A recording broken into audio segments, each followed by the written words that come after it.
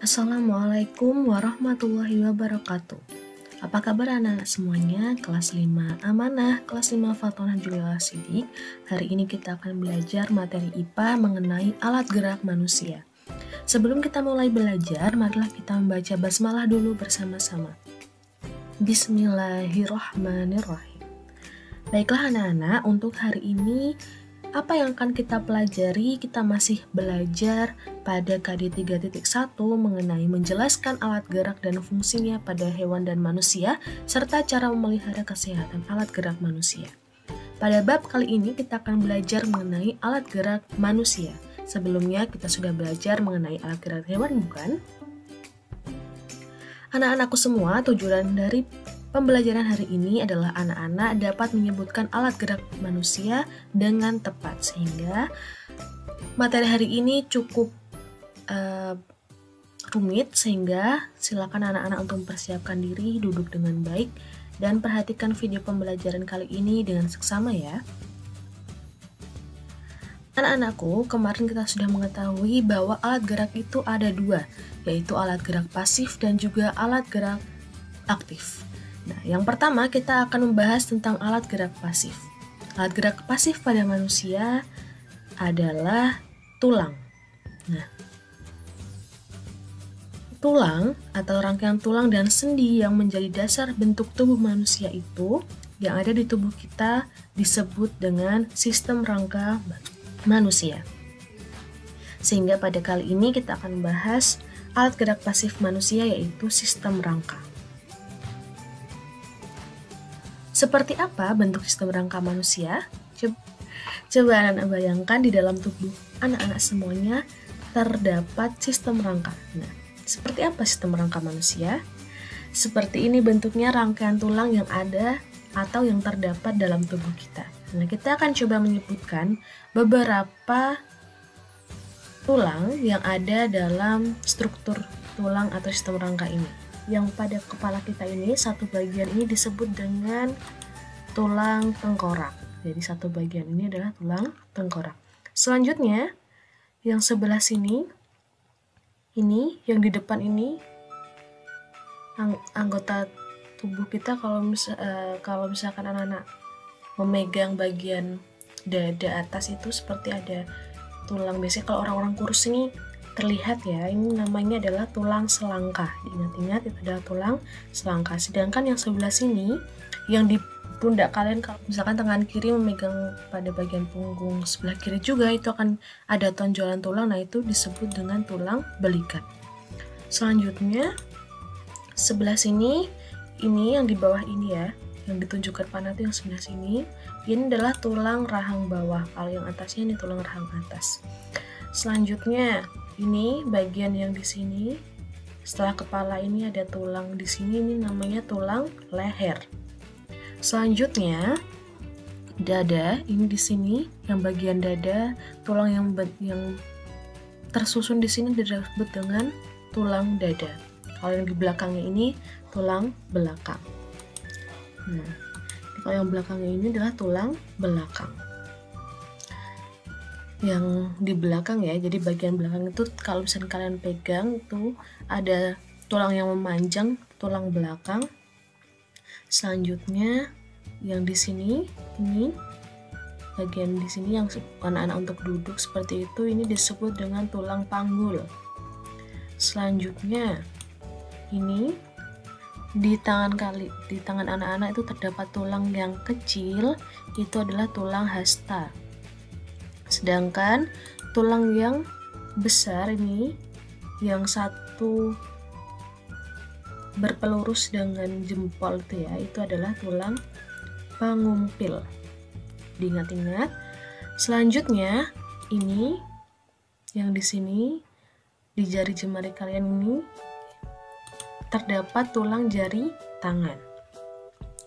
Kemudian yang sebelah sini ini paha kalian ya, kalau misalkan ada dagingnya. Nah, ini adalah tulang paha.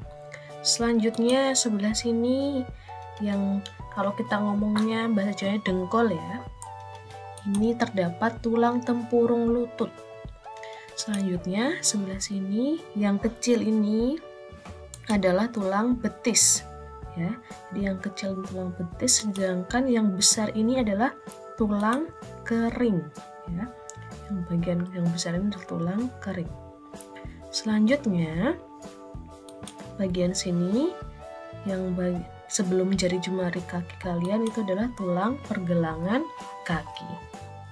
Nah, ini sekilas mengenai sistem rangka manusia, tentang susunan dalam sistem rangka manusia. Jadi tulang-tulang yang menyusun sistem rangka manusia. Selanjutnya, baik anak-anakku semuanya, sistem rangka mana menurut anak-anak dari tadi yang sudah kita sebutkan yang termasuk dalam alat gerak manusia yang biasa kita gunakan untuk berjalan, memegang, dan selain sebagainya.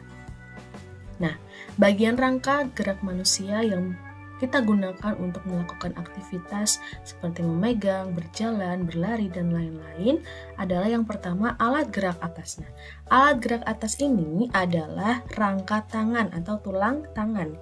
Jadi, tulang yang menyusun tangan itu disebut dengan rangka tangan ya. Yang kedua adalah alat gerak bawah atau yang biasa kita gunakan untuk berjalan, berlari, dan lain sebagainya. Itu merupakan rangka kaki. Nah, gambaran tulangnya itu kalau kita jelaskan seperti ini untuk rangka tangan atau alat gerak atas, dan ini alat gerak bawah atau rangka kaki. Kita akan bahas satu persatu. Yang pertama pada tulang lengan manusia. Nah, kita perhatikan di sini tadi kalau misalkan bagian pada sistem rangka kita fokuskan pada alat gerak atas, ini seperti ini adalah sistem rangka pada lengan manusia. Yang pertama, ini yang besar ini adalah tulang lengan atas. Nah, yang tulang bawahnya yang juga bentuknya besar dan berpelurus dengan jari telunjuk ya, berpelurus dengan jari telunjuk dan dekat dengan jari ibu jari. Nah, itu adalah pengumpil. Sedangkan untuk yang sebelah sini ini adalah tulang telapak tangan manusia. Dan yang di bawah ini yang terdapat jari jemari kita itu adalah tulang jari tangan. Sedangkan yang di sini ini yang menghubungkan antara tulang pengumpil dengan jari jemari adalah tulang pergelangan tangan. Dan yang terakhir ini yang kecil, yang lebih kecil daripada tulang pengumpil yang berpelurus dengan jari manis atau dekat dengan jari kelingking adalah tulang hasta. Anak-anak ingat-ingat ya. Sekali lagi, yang sebelah sini, yang atas ini, yang dekat dengan bahu kita adalah tulang lengan atas. Kemudian jika ke bawah terdapat tulang pengumpil. Tulang pengumpil itu yang agak besar, sedangkan tulang hasta yang lebih kecil. Nah, selanjutnya yang sebelah sini, ini jika terdapat daging dan kulit kita itu adalah tulang telapak tangan. Kemudian jari-jari ini adalah tulang jari tangan, dan yang menghubungkan jari tangan dengan tulang yang di atasnya adalah tulang pergelangan tangan. Selanjutnya, apa fungsi rangka tangan tadi yang sudah kita sebutkan, atau fungsi dari tulang-tulang tadi sudah kita sebutkan. Tulang lengan atas itu berfungsi untuk menjadi gerak badan atas manusia. Ini ya, tulang lengan atas. Nah, selanjutnya tulang pengumpil. Nah, tulang pengumpil tadi yang sebelah sini ya, tulang pengumpil itu yang besar. Tulang pengumpil berfungsi untuk melakukan pergerakan dari lengan bagian bawah dan membantu membentuk persendian dari siku. Selanjutnya tulang hasta. Ini tulang hasta sebelah sini. Tulang hasta membentuk struktur lengan bawah dan membantu untuk merotasi pergelangan tangan. Rotasi itu berputar ya, perputaran. Selanjutnya tulang telapak tangan yang tadi di sebelah sini. Telapak tangan menghubungkan antara tulang jari dengan pergelangan tangan. Selanjutnya tulang pergelangan tangan itu berfungsi untuk membentuk pergerakan pergelangan tangan. Dan yang terakhir tulang jari tangan. Tulang jari tangan ini berfungsi untuk membentuk struktur dari jari jemari kita. Jadi ini adalah fungsi dari rangka tangan. Selanjutnya, tulang atau susunan tulang pada kaki manusia. Jika kita ambil bagian pada rangka kaki, maka akan seperti ini. Ini adalah susunan dari tulang pada rangka kaki. Kita akan coba untuk menyebutkan susunannya. Yang pertama sebelah sini, ini adalah yang untuk kita melakukan duduk, itu adalah tulang panggul. Selanjutnya, tulang yang paling besar ini, yang bagian atas adalah tulang paha. Selanjutnya, yang sebelah sini, yang kecil ini, yang ini yang kecil adalah tulang betis. Jadi diingat-ingat anak-anak, yang tulang betis itu yang terlihat kecil memanjang. Selanjutnya, tulang yang sebelah sini, ini adalah tulang telapak kaki ya. Jadi yang menyusun jari jemari ini adalah tulang telapak kaki. Selanjutnya, tulang jari-jari kita, tulang jari jemari kaki ini adalah tulang jari kaki. Nah, yang sebelah sini tadi kita sudah sebutkan di awal, ini adalah dengkul. Nah, itu adalah tulang tempurung kaki. Selanjutnya yang besar ini, yang bagian bawah yang bentuknya besar, ini adalah tulang kering. Sedangkan tulang yang menghubungkan antara tulang bagian atas ini dengan jari jemari adalah tulang pergelangan kaki.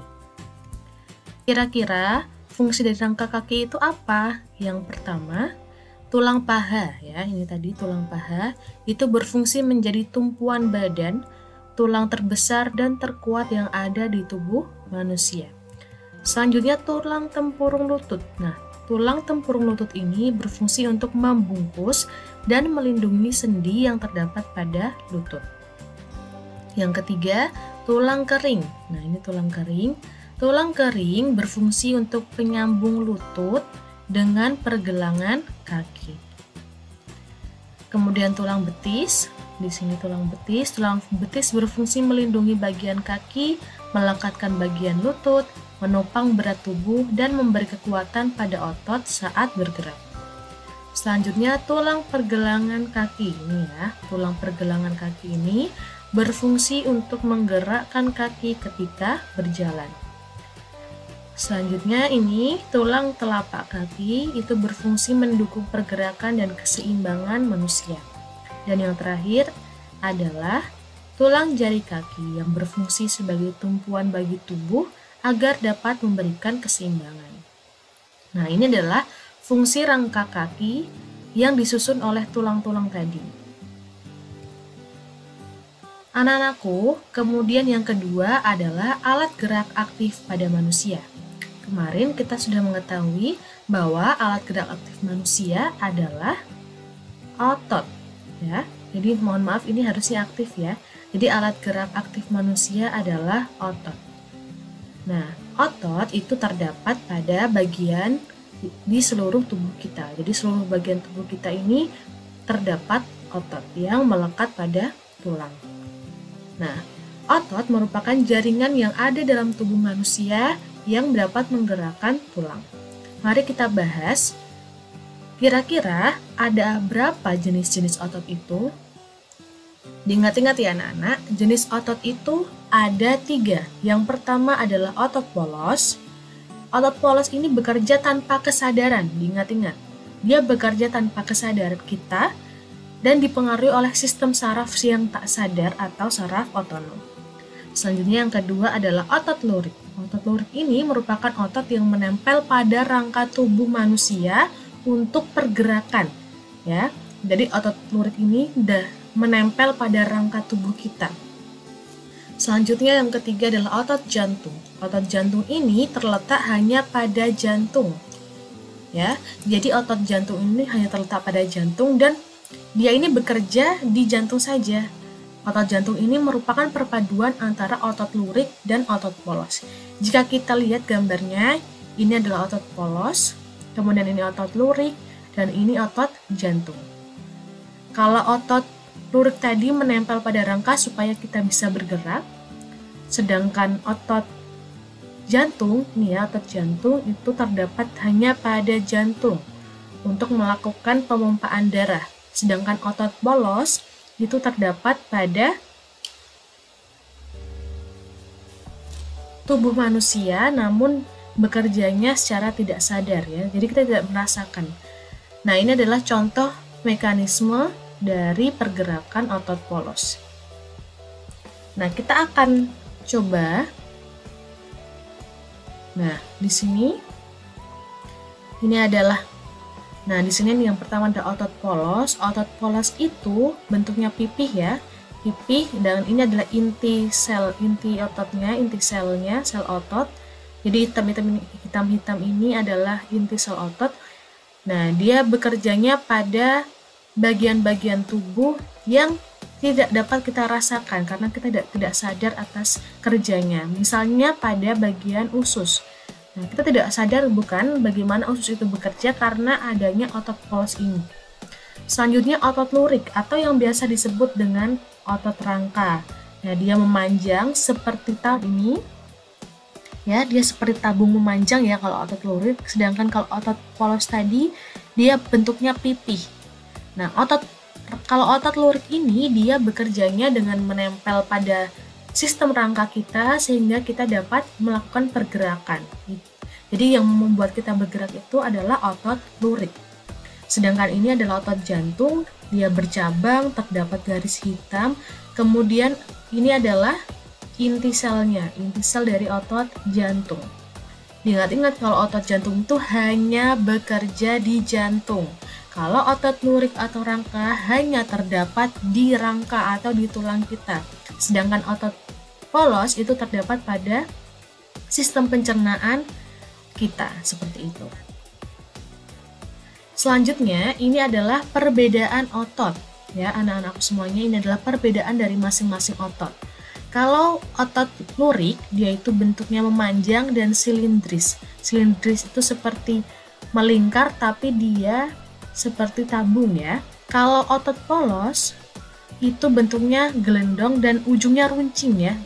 Jadi pipih ujungnya runcing tapi bentuknya bergelendong. Sedangkan otot jantung itu bentuknya bercabang, silindris juga dan memanjang, tapi dia istimewanya adalah bercabang. Satu-satunya otot yang bercabang hanyalah otot jantung. Jumlah inti sel pada otot lurik itu banyak. Sedangkan otot polos itu hanya satu ya ini.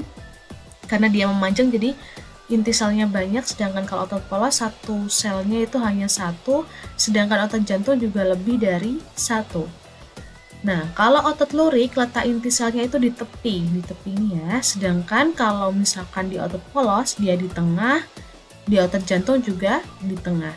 Jadi otot lurik saja yang inti selnya ada di tepi. Selanjutnya sistem kerjanya, kalau otot lurik itu secara sadar. Nah, kita bisa merasakan bukan kalau kita menggerakkan tangan, nah itu merupakan sadar ya, jadi kita melakukan pergerakan dengan sadar. Sedangkan kalau otot polos itu tidak sadar, karena dia berada dalam beberapa organ tubuh seperti usus tadi. Kita tidak bisa merasakan bagaimana kerjanya. Selanjutnya otot jantung juga secara tidak sadar. Kita tidak tahu bagaimana jantung bisa memompa darah dengan bantuan otot tadi. Kemudian ketika reaksinya terhadap gerakan itu, kalau otot lurik cepat, otot polos lambat, dan otot jantung juga lambat. Untuk melakukan pergerakan, ketika melakukan pergerakan ini, kalau otot lurik nanti cepat lelah. Kemudian otot polos tidak cepat lelah, dan juga otot jantung tidak cepat lelah. Jadi, yang cepat lelah dalam melakukan pergerakan hanyalah otot lurik atau otot tulang atau otot rangka. Nah, letaknya di mana? Kalau otot lurik letaknya melekat pada rangka, otot polos pada sistem organ, dan otot jantung hanya di jantung. Seperti itu ya anak-anak, perbedaan tentang otot. Nah, selanjutnya anak-anakku, apakah anak-anak pernah terjatuh dan merasa kesleo? Nah, ini adalah contoh dari ketika kita jatuh dan juga merasa kesleo. Terdapat memar bukan biasanya, jadi atau bengkakan seperti itu. Nah, kira-kira kesleo itu apa ya? Jadi anak-anak semuanya, kesleo itu merupakan gangguan atau cedera yang terjadi pada otot. Nah, biasanya karena ada pergerakan dadakan, kurang kesiapan otot, dan gerakan paksaan pada otot kita. Jadi supaya tidak terjadi seperti ini, sebelum anak-anak melakukan kegiatan atau aktivitas pergerakan seperti itu, lebih baik kita melakukan pemanasan. Misalkan ketika berolahraga itu kita sebaiknya melakukan pemanasan supaya tidak terjadi keseleo. Nah, anak-anakku semuanya, kita bisa ketahui ternyata otot itu memiliki beberapa macam pergerakan. Yang pertama adalah ekstensi. Ekstensi ini adalah gerak menekuk atau meluruskan ya. Misalnya gerak lutut kita, siku atau ruas jari tangan yang kita tekuk luruskan seperti itu. Yang kedua ada gerak depresi. Gerak depresi merupakan gerak menurunkan atau menekan ke bawah. Misalkan gerak mengentakkan kaki kita atau menekan benda menggunakan tangan, itu merupakan gerak depresi. Selanjutnya gerak pronasi.